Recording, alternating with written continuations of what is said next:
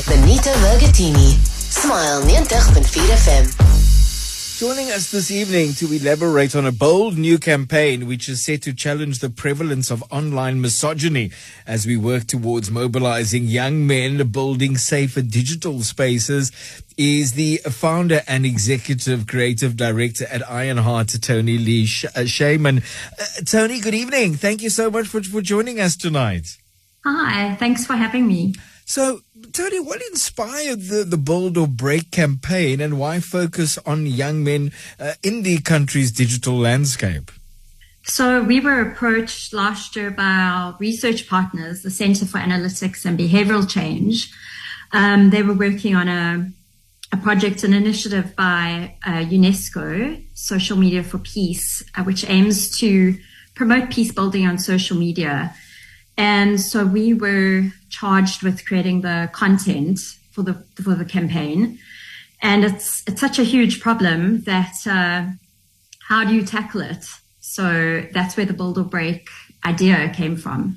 When you say such a huge problem, are you able to give us a sense of just the scale of what we are confronting? So I don't know if there's actual figures, but the figures for gender-based violence is 1 in 3 women report having experienced gender-based violence in their lives. So we know that this is translating into online spaces. And it's a huge problem globally.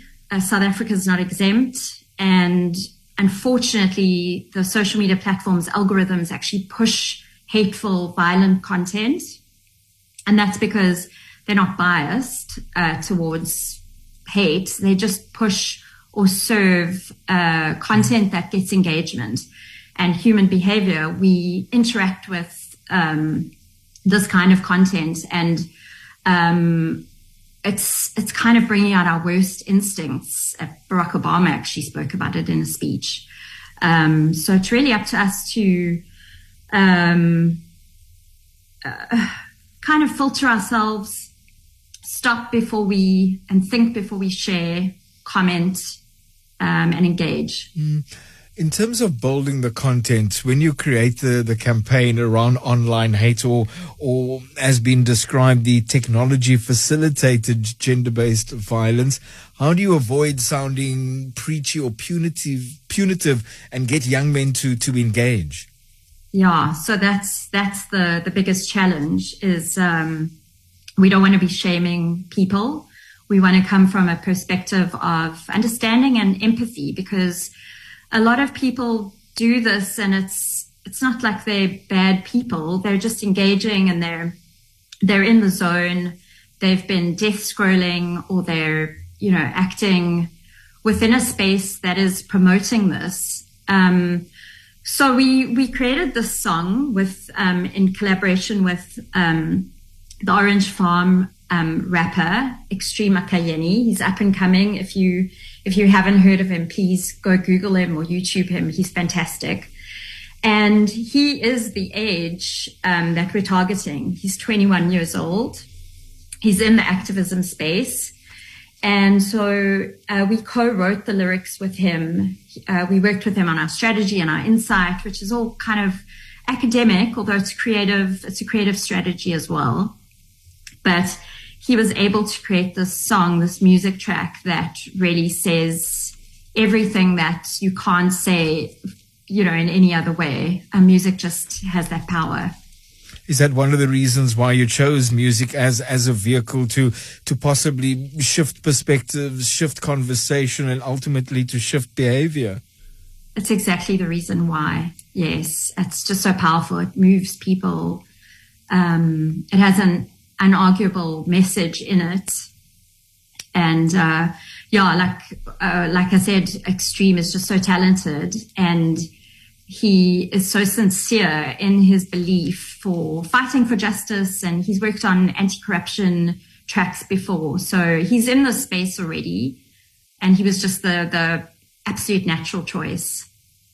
Joining us in conversation, elaborating on a new campaign aimed at the growing wave of online hate, Build or Break. Joining us in conversation to elaborate on the campaign is founder and executive creative director at Ironheart, Toni-Lee Cheimen. You're welcome to join us and to share your thoughts too on 0829 904 904. That emerging artist, X3 Makayeni, rapper, songwriter, musician from Orange Farm, as Tony had recommended, certainly worthwhile getting hold of the track, as she had mentioned, speaking directly to men in a voice that feels real, relatable, challenging toxic behavior from within youth culture itself. And how do campaigns like Build or Break, Tony, compete with influencers who may be promoting harmful ideas about masculinity?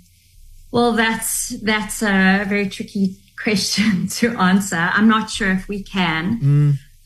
We really are appealing to people's better angels, which is a quote of Barack Obama, to stop and think, and to also just practice this behavior of respect and integrity.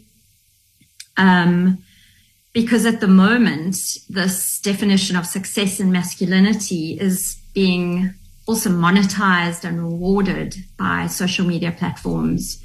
And because a lot of vulnerable men engage, this content spreads. We saw this from the Louis Theroux documentary, The Manosphere. And a lot of the time, these influencers aren't even doing it because they believe in it. They're doing it for the financial reward, which is a whole different conversation and problem on its own. And the algorithms, not even the people who created them know how they really work. We saw this from the social media documentary. So it's a tricky one. We're trying to fight culture with culture, trying to infiltrate or rewire the algorithm with positive content rather than preachy, finger-wagging, shaming content. And I suppose that adds to the complexity of it, Tony, because you're competing against the algorithm. Then there are those actors who, in fact, are advocating that algorithm purely for financial gain. Yet the social consequences are dire, and we've seen that play out in the development of women and children. Yes, exactly. And that's why in our lyrics and our messaging, we ask, either you build or you break. And if you choose to build, you're building a positive legacy for yourself. You're building your own success and positive communities, or you can choose to break, where you can break your own reputation. Everything stays online. You can break another person's self-esteem. You can break communities, and it's just totally destructive. Initially, we also came from the insight that a lot of so-called successful people are not so successful once their violent natures are exposed. And we know these people. I don't even have to mention any names. Names will already pop into people's heads. And so we're trying to just pose this question to young men: will you build or will you break? And it's a choice sometimes made in a split second, whether you share that post or you make a trolling comment, or you post a exploitative image online. Does the campaign also link to the offline consequences, the real world consequences for the destructive online behavior, for example, the emotional or reputational damage that may be caused by harassment and image-based abuse? Yeah, so I think that's where Extreme's lyrics speak volumes. He says, you better watch what you say, it's going to live forever. And we all know we're being watched anyway. Our data isn't safe. So we're even more vulnerable when we act in these harmful, negative ways that can damage our reputations for life and sometimes can't be undone. Your reputation is everything. And that goes back to the root of the idea, which is redefining success and building a legacy, creating safer spaces online. Do you think enough has been done or more can be done, particularly at a school level? Research seems to support the need for healthy online behavior to be a part of a curriculum of sorts. Yeah, I think that's very needed in South Africa. I'm not really sure. I can't comment whether enough is being done at a policy level. I do personally like the stance that Australia took. I think you have to be over 16 to be on social media. Unfortunately, the men being targeted are still over 16. So, yes, I think digital literacy taught in schools is important. I think Finland has such curriculum. And in a country like ours, where there's so many socio-economic factors that affect gender-based violence and also just men's mental health, I think at the root of it is also we have to look at men and have an empathetic stance on this as well, not just just see them, all men are perpetrators.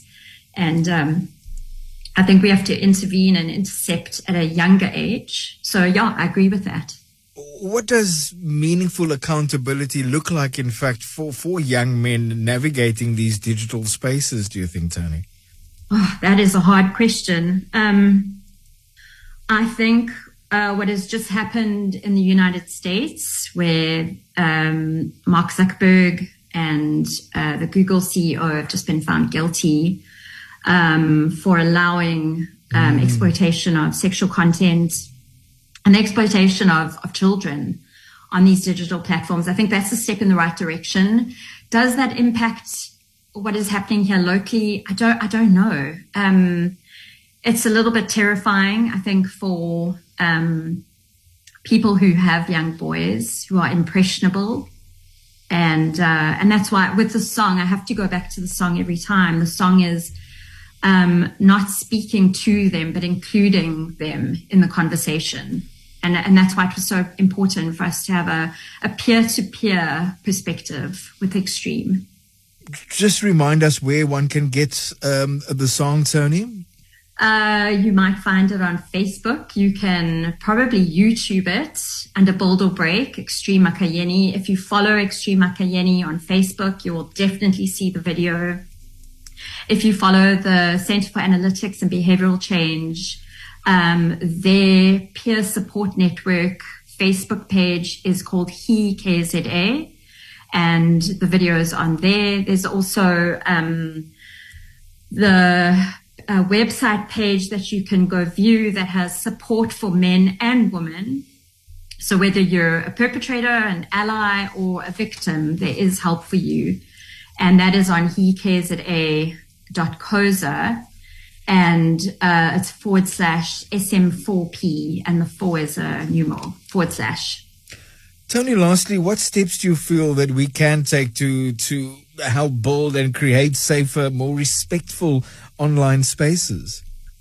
I think it's really important for parents to have open conversations with their children, with young boys, and for other men, other young men, older men, maybe their mentors, to have very honest conversations and to not feel afraid to stand up and speak out against hateful comments, hateful content, misogyny and violence, and to stop building into the culture that success is actually about building and not breaking, just like the song says. And as Toni had mentioned, all of the information, a great way to also support the resources to get hold of the song released by Extreme Makayeni. Have a look at hekza.co.za and support Build or Break. Founder and Executive Creative Director at Ironheart, Toni-Lee Cheimen. Toni, thank you. Thank you so much for joining us tonight. Thank you so much for having me. Ryan's Bring the Noise. It's Ryan's 50,000 Rand Noise.